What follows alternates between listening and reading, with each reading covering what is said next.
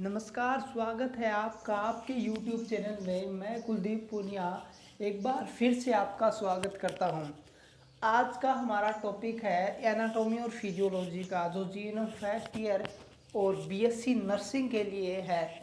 यानी ये जो बॉडी की स्ट्रक्चरल फंक्शन यूनिट है, यानी एक बेस है मेडिकल का सेल, उसे हम स्टार्ट कर रहे हैं। तो देखिएगा क्या होती है, कैसे होती है, इसकी डेफिनेशन देखते हैं सबसे पहले। तो डेफिनेशन में क्या है, ये एक living structural and functional unit है जो मेम्ब्रेन से एनक्लोज्ड रहती है, सेल कहलाती है। सेल, ठीक है, आपको डेफिनेशन समझ में आई कि एक लिविंग स्ट्रक्चर है, बॉडी की एक लिविंग स्ट्रक्चर है जो और एक फंक्शनल यूनिट है जो मेम्ब्रेन से कवर रहती है। अब सेल है, सेल को मेनली 3 पार्ट में हम डिवाइड करते हैं: प्लाज्मा मेम्ब्रेन, साइटोप्लाज्मा, न्यूक्लियस। ये 3 मेन पार्ट होते हैं सेल के। अब बात करते हैं प्लाज्मा मेम्ब्रेन, या आप इसे सेल मेम्ब्रेन के नाम से भी जानते हैं। यह सेल की आउटर बाउंड्री बनाती है जो सिलेक्टिव सब्सटेंस को सेल के अंदर और बाहर जाने देती है। यानी जो सेल मेम्ब्रेन होती है वो आउटर बॉडी होती है सेल की, जो कुछ ही प्रोडक्ट को अंदर व बाहर जाने देती है। कुछ सेलेक्टिव प्रोडक्ट ही होते हैं, ठीक है। अब सेल में 3 तरह के लिपिड मॉलिक्यूल से बनी होती है। अब सेल मेम्ब्रेन है वो भी 3 प्रकार के प्रोडक्ट से बनी होती है। वो कौन कौन से होते हैं? जैसे फास्फोलिपिड, 75% सेल मेम्ब्रेन में फास्फोलिपिड होता है। इसके बाद 20% कैल्शियम होता है और 5% ग्लाइकोलिपिड होती है। अब ट्रांसपोर्टेशन देखते हैं सेल का, कि कौन कौन से वो प्रोडक्ट हैं जो सेल के अंदर जा सकते हैं और बाहर आ सकते हैं। सेल मेम्ब्रेन के आर पार सब्सटेंस की मूवमेंट होने से निम्न तरीके से क्लासिफाइड करते हैं, जैसे पैसिव और एक है एक्टिव। सेल मेम्ब्रेन में 2 तरह से प्रोडक्ट अंदर और बाहर जा सकते हैं, एक है पैसिव प्रोसेस और एक है एक्टिव प्रोसेस। पैसिव का मतलब है निष्क्रिय, यानी उसमें कोई एनर्जी की ज़रूरत नहीं होती, और एक्टिव में एनर्जी की ज़रूरत होती है। तो देखिए, सब्सटेंस की सेल की एनर्जी के बिना ही कंसेंट्रेशन ग्रेडियंट द्वारा मूव डाउन होना, यानी सेल की बिना एनर्जी के ही सब्सटेंस अंदर और बाहर जाना पैसिव ट्रांसपोर्टेशन या पैसिव प्रोसेस कहलाता है।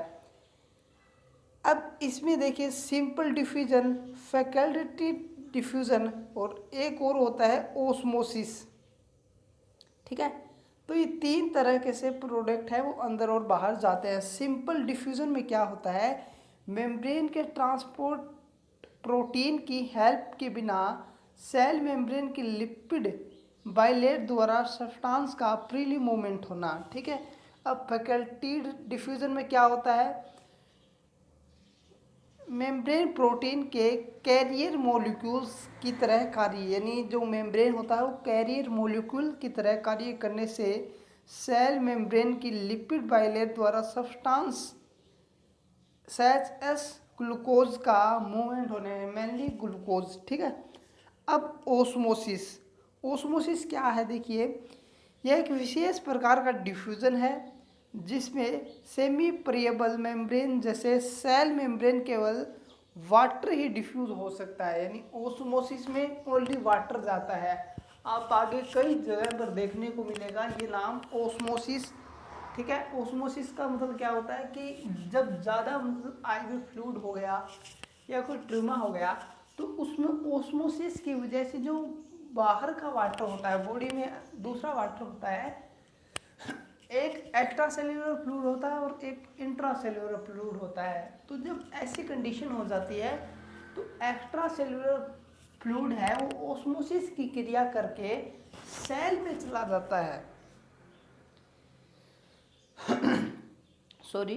अब देखिए एक्टिव प्रोसेस में क्या होगा, इसमें कंसंट्रेशन ग्रेडियंट के विपरीत सब्सटेंस को मूव कराने के लिए सेलुलर एनर्जी की आवश्यकता होती है या उपयोग किया जाता है।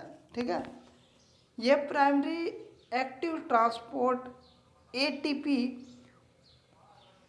ठीक है, और सेकेंडरी एक्टिव ट्रांसपोर्ट हो सकता है। यानी एक एटीपी एडिनो ट्राई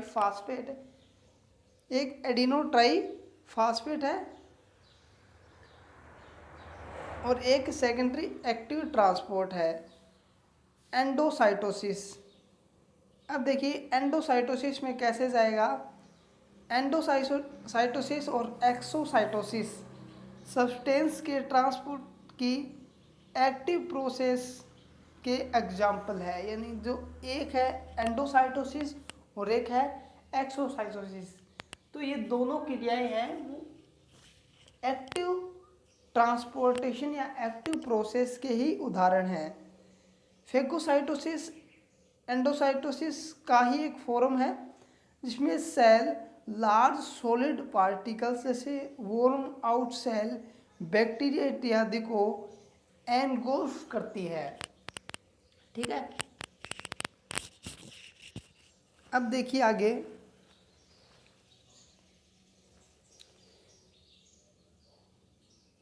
अब बात करते हैं हमने सेल मेम्ब्रेन पढ़ ली, अब बात करते हैं साइटोप्लाज्म की कि साइटोप्लाज्म क्या है। सेल मेम्ब्रेन की मॉलिक्यूल्स के बीच पाए जाने वाली सभी सेलुलर कंटेंट साइटोप्लाज्म कहलाता है। यानी सेल मेम्ब्रेन के वह मॉलिक्यूल के बीच में पाए जाने वाला प्रोडक्ट होता है वो सेलुलर साइटोप्लाज्मा ही कहलाता है। ठीक है, यानी सेल मेम्ब्रेन और अपने मॉलिक्यूल्स के बीच में, न्यूक्लियस के बीच में जो प्रोडक्ट होता है, ठीक है, जो फ्लूइड होता है उसे साइटोप्लाज्मा ही कहते हैं।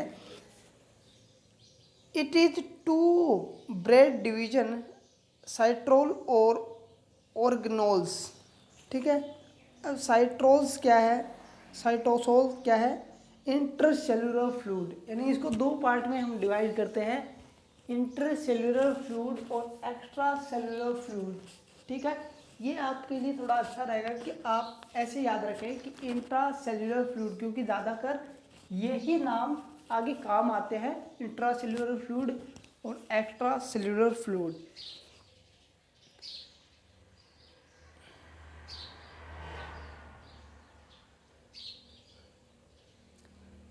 अब देखिए बात करते हैं हम इंट्रासेल्युलर फ्लूइड की। तो इंट्रासेल्युलर फ्लूइड साइटोप्लाज्मा का फ्लूइड प्रोटीन होता है जो टोटल सेल वॉल्यूम का 55% 55% भाग बनाता है। ये साइटोप्लाज्मा है वो फ्लूइड प्रोटीन होता है सेल का और टोटल सेल का 55% भाग बनाता है। इसमें 75 से 90% वाटर और शेष iron, glucose, amino acid, fatty acid, protein, fat, ATP और वेस्ट प्रोडक्ट रहता है। 90% वाटर है, 10% अन्य प्रोडक्ट हैं। ठीक है, इसमें कई केमिकल रिएक्शन की साइट होती है, जैसे ग्लूकोज के ऑक्सीडेशन के दौरान होने वाली ग्लूकोलाइसिस जिसमें एटीपी बनती है। अब दूसरा है ऑर्गेनेल्स। इसमें क्या होता है, एक प्रोटीन में पाए जाने वाली सफेस्लाइड स्ट्रक्चर है जिसमें स्पेसिफिक शेप होती है और स्पेसिफिक फंक्शन परफॉर्म करते हैं।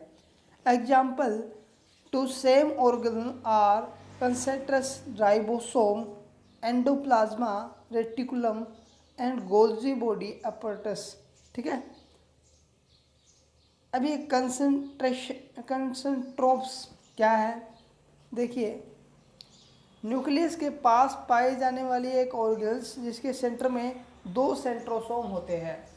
ठीक है, एक स्ट्रक्चर है जो न्यूक्लियस के पास पाई जाएगी और उसमें 2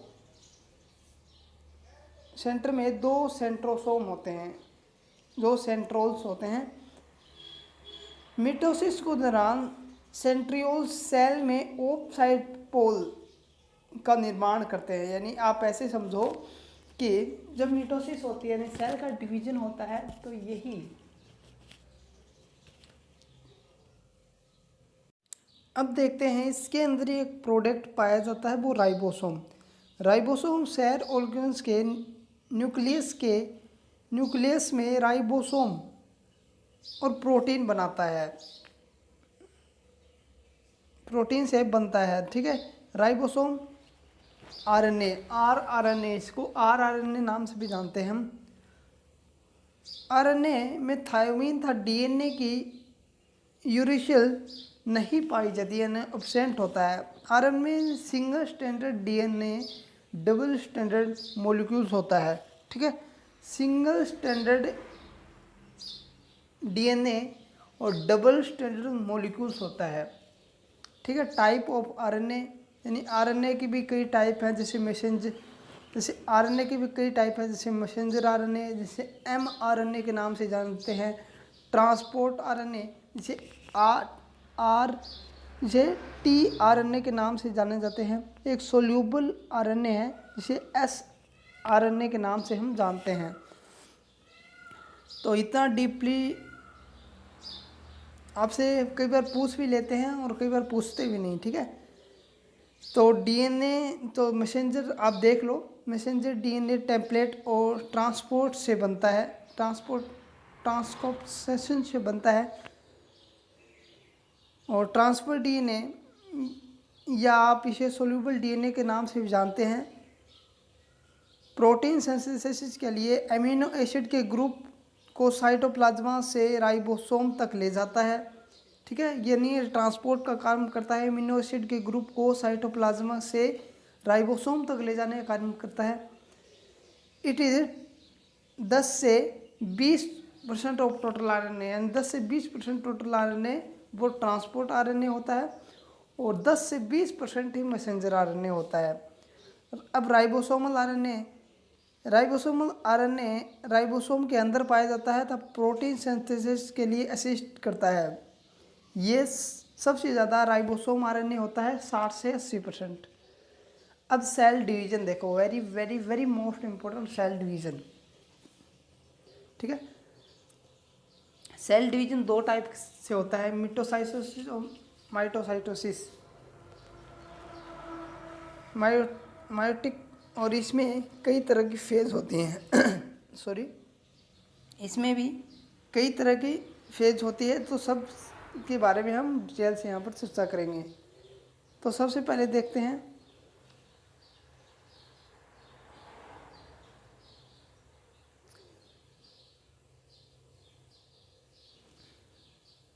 तो इसमें होता क्या है, डॉटर सेल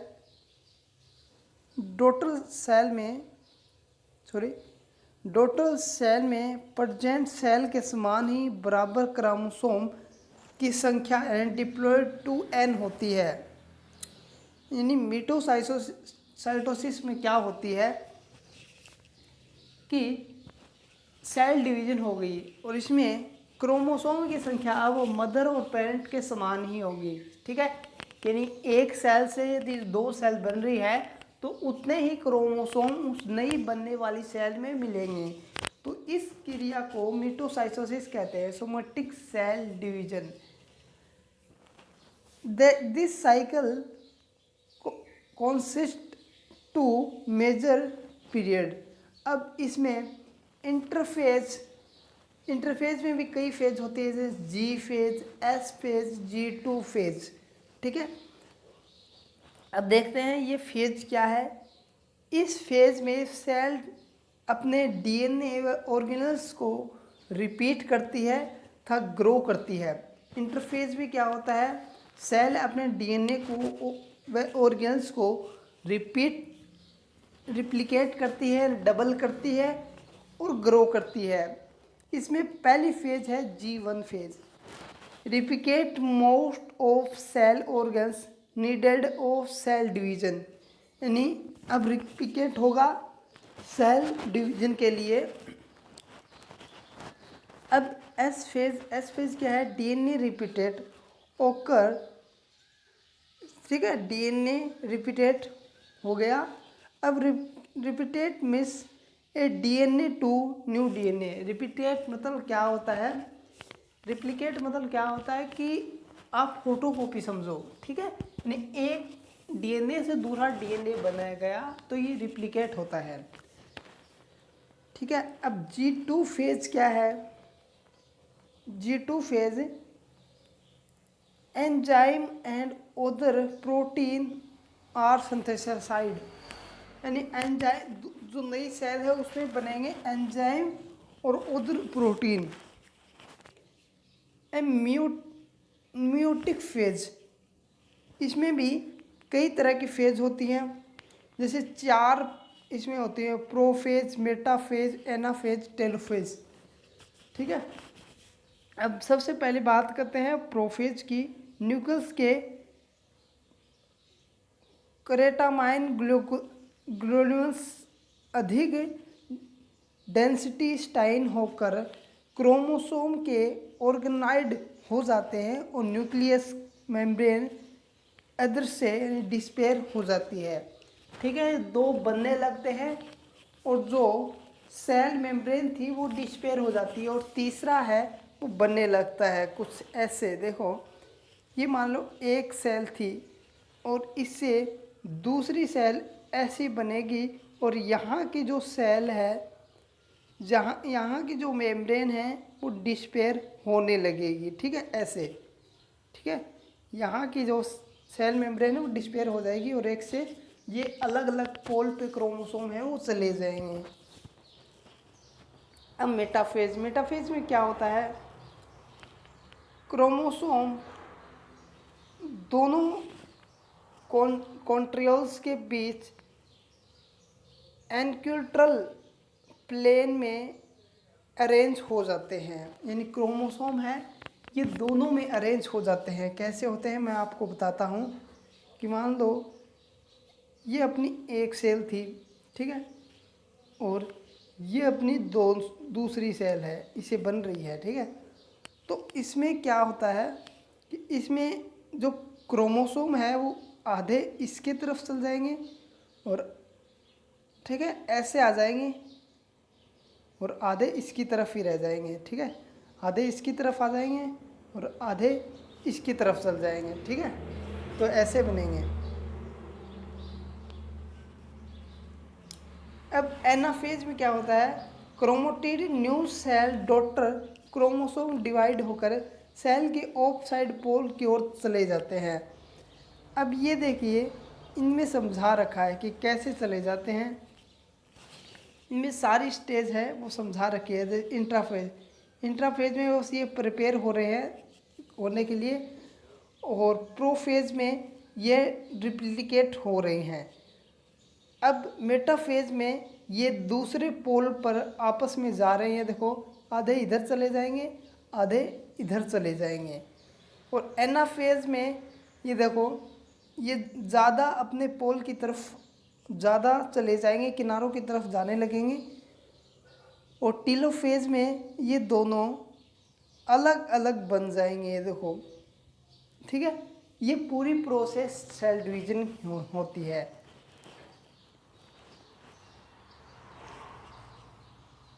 ठीक है, आपको सारी स्टेज समझ में आ गई। एंड मियोसिस की देखो, रिप्रोडक्ट सेल डिवीजन। अब मियोसिस को हम रिप्रोडक्टिव सेल डिवीजन भी कहते हैं।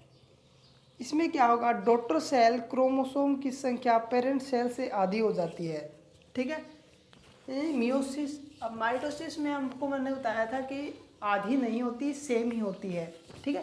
अब मियोसिस में क्या होता है, डॉटर से पेरेंट सेल से डॉटर सेल की जो क्रोमोसोम संख्या है वो आधी हो जाती है, ठीक है।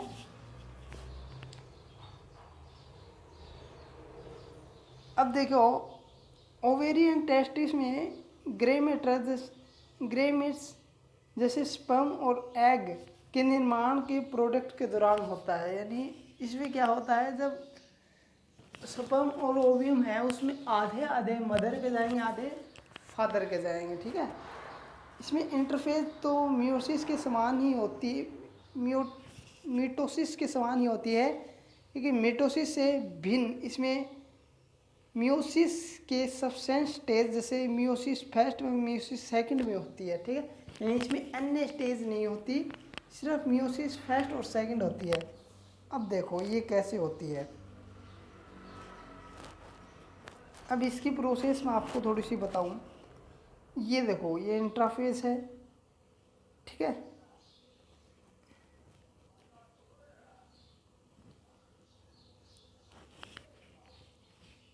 ये अपनी इंटरफेस आ गई, ये मियोसिस है फर्स्ट। ये देखो अब ये आधी इसके तरफ चले गए और आधे इसकी तरफ चले गए, ठीक है। ऐसे ऐसे बनते रहेंगे, आधे इसकी तरफ जाते रहेंगे, आधे इसकी तरफ जाते रहेंगे, ठीक है। तो ऐसे ये पूरी से होती रहेगी। तो उम्मीद है आपको वीडियो पसंद आया होगा। यदि आया है तो मेरे चैनल को सब्सक्राइब करें और आगे की वीडियो देखते रहें। धन्यवाद।